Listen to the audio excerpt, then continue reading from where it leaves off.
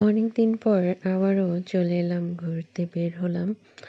আর ভাবলাম যে আমাদের এইখানে ভিলেজ পার্কে মেলা হচ্ছে, তো একটু ঘুরে দেখাই যাক কেমন মেলা।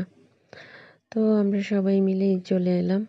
আর মেলার উদ্দেশ্যে মেলার পথেই রওনা করলাম। আর পরিবেশটা অনেকটাই শান্ত ছিল, আর তেমন একটা গ্যাদারিংও ছিল না, আর মানুষের তেমন কোলাহলও ছিল না। যাক, ফুচকা দেখে ভালোই লাগলো। আর চিড়া ভাজাটা আমার অনেক পছন্দ। যাওয়ার সময় ভেবে নিলাম খেয়েই নিব।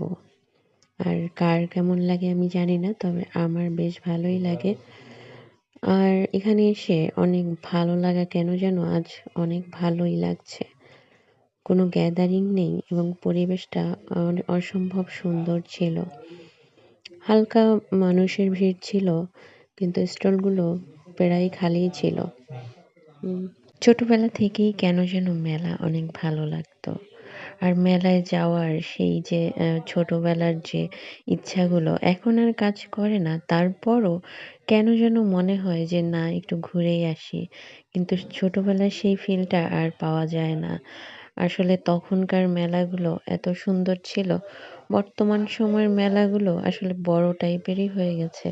আর ছোটবেলার মেলা হয়তোবা অনেক ছোট ছোটই ছিল, তাই হয়তো অনেক ভালো লাগতো।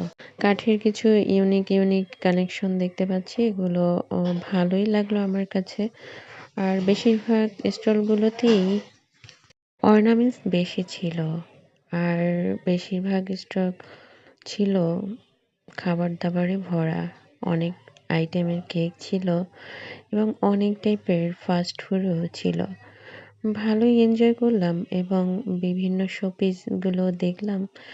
আমার কাছে তেমন আহামরিও লাগেনি, ঘুরতেই যতটুকু ভালো লেগেছে দেখার জন্য। বাট কেনার মতো করে আহামরি তেমন কিছুই মনে হয়নি, তবে শাড়িগুলো সুন্দর ছিল। আর এখানে আসলে হয়তো বা অনেকের অনেক কিছু ভালো লাগতে পারে, কিন্তু শেষ সময়ের যে আকর্ষণীয় জিনিসটি ছিল সেটা হচ্ছে চা। এই চাটা নাকি কাপ সহই খেয়ে ফেলতে হয়, তো ভাবলাম ট্রাই করেই দেখি ইউনিক চা। তো চাটা খাবো এবং সাথে কাপটাও খেয়ে ফেলবো। তাই এই চাটা ট্রাই করতে গিয়ে একটা ব্যাড এক্সপিরিয়েন্স হলো। কাপটা তো খেয়েছি মজা করে, বাট চাটা মোটেও মজা ছিল না। খেয়ে মনটাই নষ্ট হয়ে গেল এবং একটা খারাপ অনুভূতি হলো যে কেন চাটা খেলাম, টাকাটাই মনে হয় মাটি হয়ে গেল। যাই হোক, সব মিলিয়ে আমার